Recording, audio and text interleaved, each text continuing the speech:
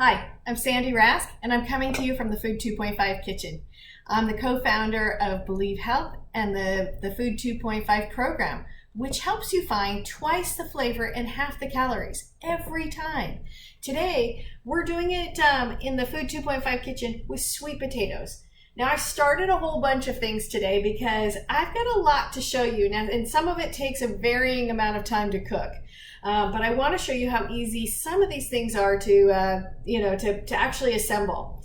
So today, what I've done is I've roasted some sweet potatoes, and then I've mashed them. So I'm going to show you. I put a whole one in here so that we can look at it together. But look at that.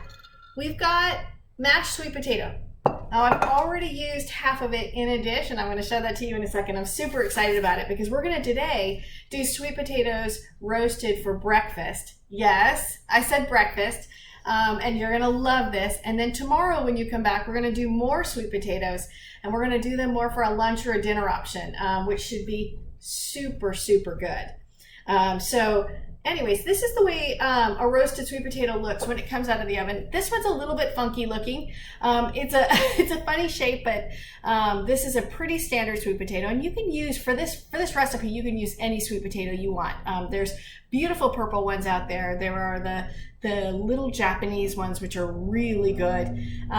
There's some white sweet potatoes. Sometimes they're called yams. There's some slight variations in how they grow, but they all roughly taste the same, and they all roughly have some similar nutrition profiles to them. So use the ones that you like best and that you have the easiest time finding in your location.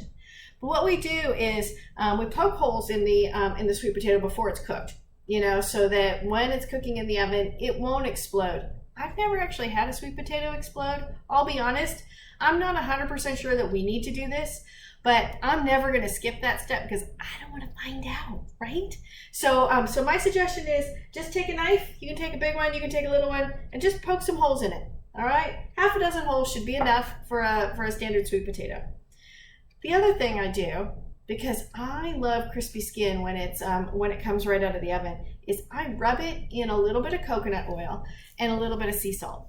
Now you can use any type of oil that you have in your kitchen, but here's the thing: we're going to roast these at 425. If you have a convection setting on your oven, that 425 is going to take about 40 minutes. If you don't have a convection setting, don't worry about it. It's just going to be in there for about an hour, but it's no more work for you. And it's going to come out crispy. If you use an oil that doesn't handle that high temperature, you're going to end up with some black fumes. So I personally wouldn't use an EVOO for something like this. I would use coconut oil. I would use avocado oil. I would use something that can handle the temperature in the oven. All right. So just a little bit. I did half a dozen sweet potatoes, and it took me maybe a tablespoon of coconut oil across all of them, because what you really want to do is just get it in your hand and kind of smear it all over the potato. Then put the salt on, because then it'll stick. Throw it in the oven and walk away for 40 minutes to an hour, right? That's usually when I end up folding laundry. But then when they come out, as soon as they're cool enough, so I tend to get a little bit, a little bit, I don't know, anxious about it. And not anxious, that's not the right word, but you know what I mean. Like, I get really excited about it and I want to peel them right away, and I end up burning my fingers. This one was done much earlier today, so it's actually cool to the touch. It won't burn. But the ones that I did earlier, of course, I did way too quickly. But if you can, put them, just leave them sitting on the counter and let them cool off. But I just do this. I literally peel. If you've got this cooked properly, and you'll know that the sweet potato itself is going to be soft to the touch. And then you're just going to peel the sweet potato skin off. Now, this skin is totally edible. But I find when I mash them, I don't necessarily want all the skins in it, because it's just not pretty, right? Sometimes we eat with our eyes, so it's got to be pretty. So there we go. I pinched off the little tips, you can see, and I've got sweet potato. And now I'm just going to break it up, and I literally with my hands can mash it.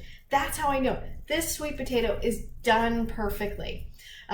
If you've ever seen sweet potatoes when you're roasting them in the oven ooze black, That's honestly the best. That's when you know the sugars have totally developed and they're coming out, and you won't need to put anything on those sweet potatoes. They're gonna be so sweet and perfectly done. All right, here we go. All right, I'm gonna lift this up so you can see what I did. You can see I just mashed up sweet potato, and I'm gonna wash my hands. And we're gonna do the next thing. So we're doing today, we're doing sweet potato for breakfast. This is, I have to tell you, this is my all-time favorite breakfast. I'm going to do the simple one first because this is so ridiculously simple. I almost feel bad making this a demo, but I wanted you to see, I literally take sweet potato, and here, let me just pinch on a piece. See, those are so sweet. Those are done absolutely perfectly. They need nothing more. I'm going to put a little bit of salt on them. If you had sweet potatoes that maybe weren't quite, that weren't quite as sweet, you can drizzle them with a little maple syrup or honey. But these in particular, they don't need it. So what I do is I take about a third to a half of a sweet potato. And I love these little ramekins because I think they're so easy. And then what I do, I top it with whatever berries I have in the house. My favorite combination is blueberries. But here we are, we have raspberries on the top of the sweet potatoes. And then in the morning, I take this out, a minute in the microwave, and I've got hot sweet potatoes, and the berries have softened. So it's almost like you're biting into a berry muffin because they get super soft. Now when you go to eat it, a couple of things that I like to put on top. I love to put hemp seeds. I've talked about them before in other shows in case you haven't seen it. The hemp seeds, and let me show you the name. This is the brand I like, Terrasol. I think they're one of the most ethical and beautiful companies I've come across in a long time, and I love the products I get from them.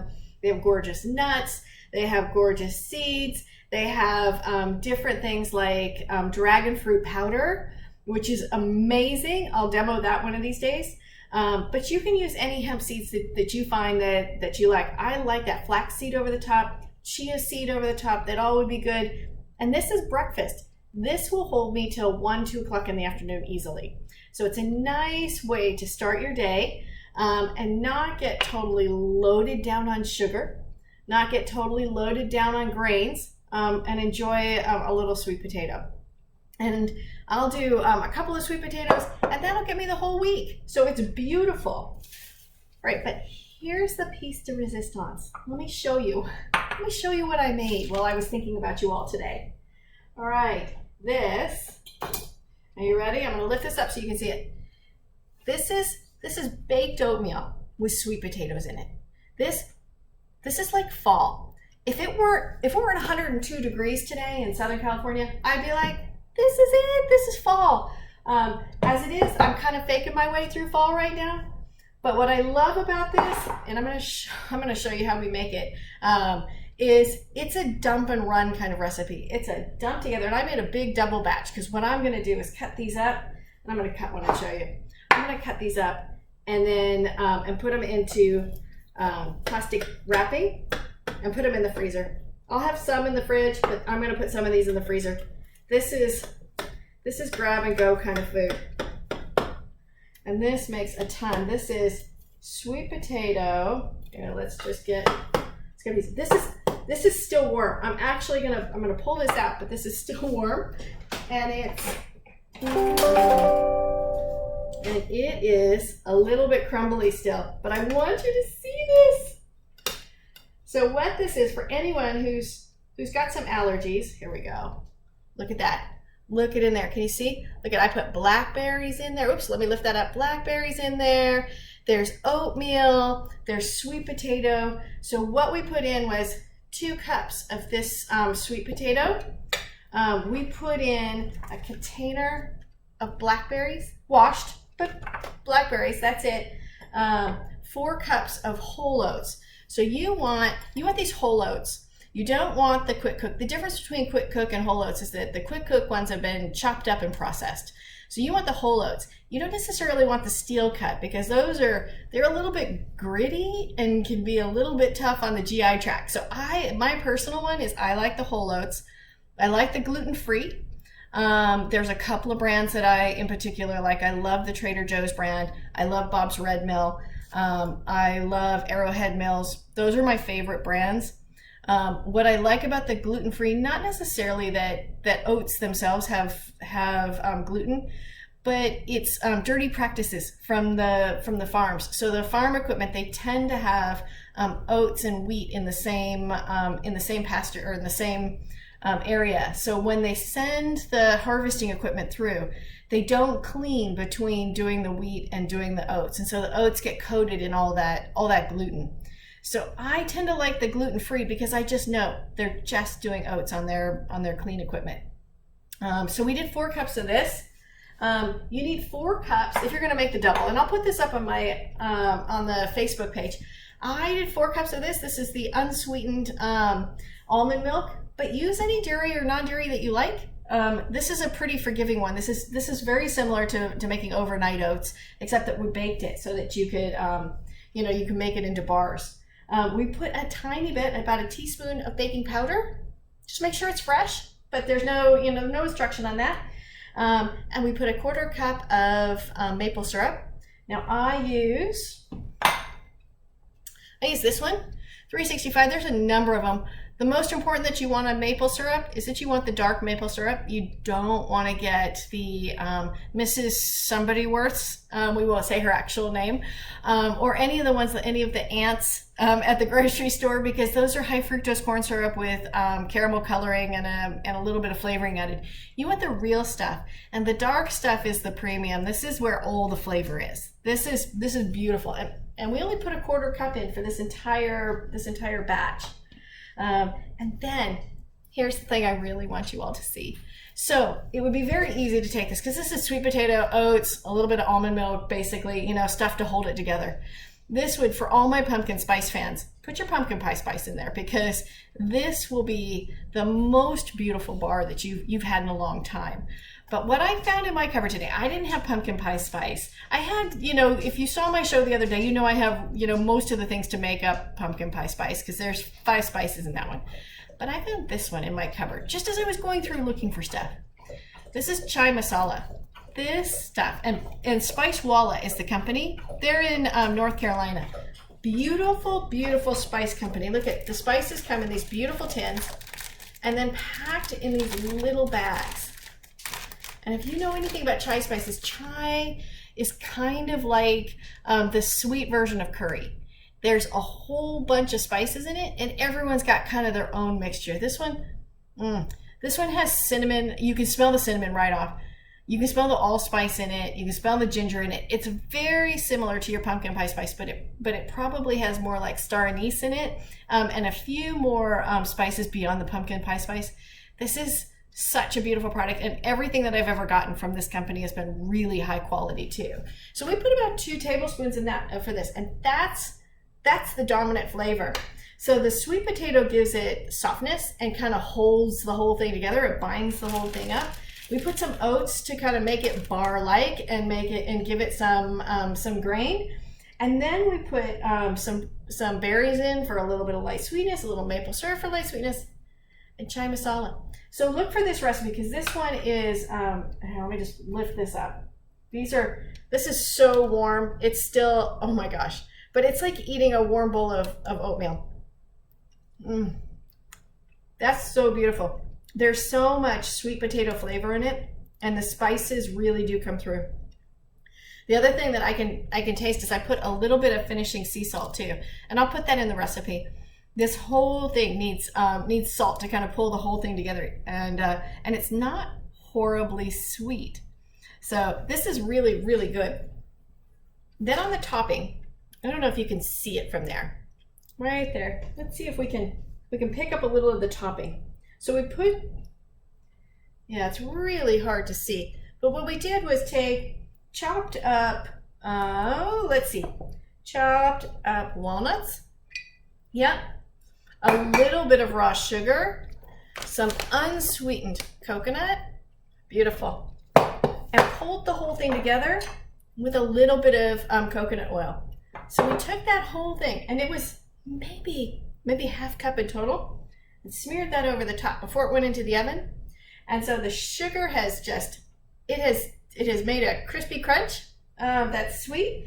The nuts are just, it just gives it a little more umami to it. And the coconut just totally goes so well with the with the chai masala.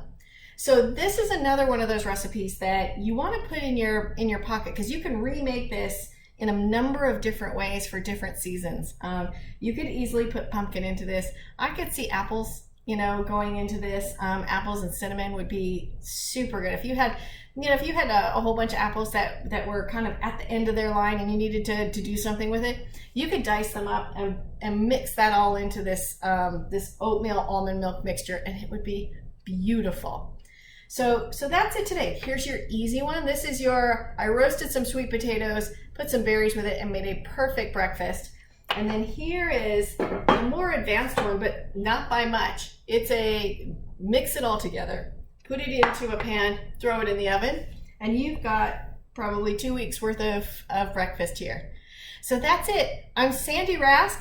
I didn't do a lot of cooking today, but look for the recipes, because they're out there on the Facebook page. You can like me if you liked this recipe. You can follow me if you want to see more. I'd be thrilled to have anybody who wants to stay in touch with the Food 2.5 Kitchen and Sandy Rask. Have a great day, you guys. Happy fall.